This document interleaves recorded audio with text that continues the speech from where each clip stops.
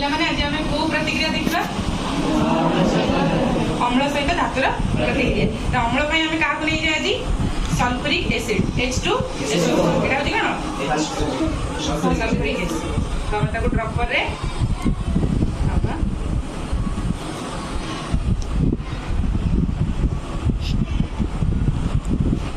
ଏବେ ଆମେ sulphuric acid କୁ ଟେଷ୍ଟ ଟ୍ୟୁବରେ ଭର୍ତ୍ତି କରୁଛେ। ତାପରେ ଧାତୁ ପାଇଁ ଆମେ କାହାକୁ ନଉଛେ? ଜିଙ୍କ ନଉଛେ। କୋଉ ଧାତୁ ନଉଛେ? ଜିଙ୍କ। ଧାତୁର ରାସାୟନିକ ପ୍ରତିକ୍ରିୟାରେ ଆମେ ଏଟାକୁ ଦେଖିବା କି ଅମ୍ଳ ସହିତ ଧାତୁ କିପରି ପ୍ରତିକ୍ରିୟା କରୁଛି। ଏଟା ହଉଛି କଣ? ଜିଙ୍କ। ଆମେ ଏବେ ସଲଫ୍ୟୁରିକ ଏସିଡରେ ତାପରେ କଣ ହବ? ଆମେ ଏଇ ଯୋଉ ବେଲୁନଟାକୁ ଟେଷ୍ଟ ଟ୍ୟୁବର ମୁହଁରେ ଏବେ ଆମେ ଦେଖିବା କୋଉ ରିଆକ୍ସନଟି ଦେଖିପାରୁଛ ସମସ୍ତେ? ସମସ୍ତେ ଦେଖିପାରୁଛ ଆମେ କଣ ନେଇଛେ?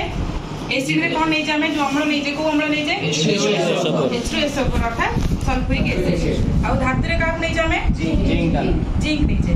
जिंक रा प्रतिक्रिया कौन हुआ? अच्छा एबे रासायनिक प्रतिक्रिया हबो। रासायनिक प्रतिक्रिया रे देखिबा हमें कोन उत्पन्न होछ।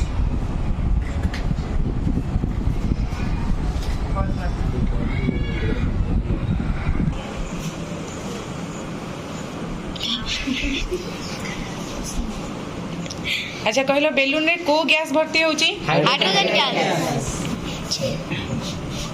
हाइड्रोजन गैस पई एटा फुलुची। अच्छा उड़ी की गैस रे मुंह लगे हां आई पास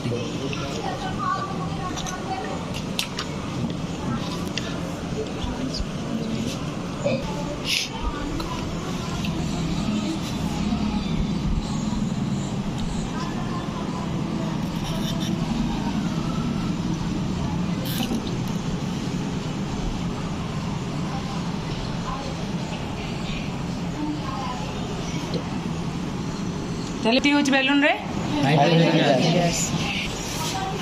अच्छा पिला माने तो माने प्रथम विषय कोन पड़ता? रासायनिक प्रतिक्रिया और रासायनिक समीकरण। अच्छा टिके ए जो टेस्ट ट्यूब के छुई किना कहबो स्पर्श करी किना कहबो एटा केउ प्रकार रासायनिक प्रतिक्रिया टिके छुई किना कहबो कोन ताप उत्पन्न होची। पिला माने देखिलो एबे टिके हाथ मारो ताते जी आता दाती जी आगे एटा ताप उत्पन्न प्रतिक्रिया और ये केउ गैस? Hydrogen gas. ता सहित आ कोन सृष्टि होची ना जिंक सल्फेट। हमर रिएक्शन ता लिखि दियो तुम माने खाता रे लिखि दियो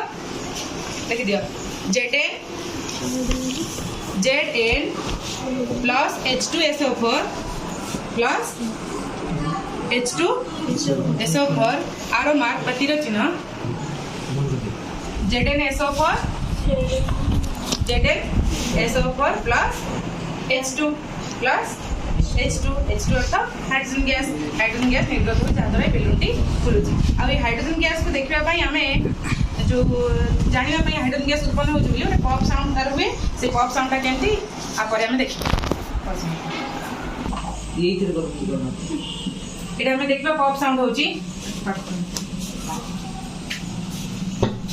देखले पिला माने को गैस टी जड़ला जहाँ द्वारा को साउंड है पॉप साउंड।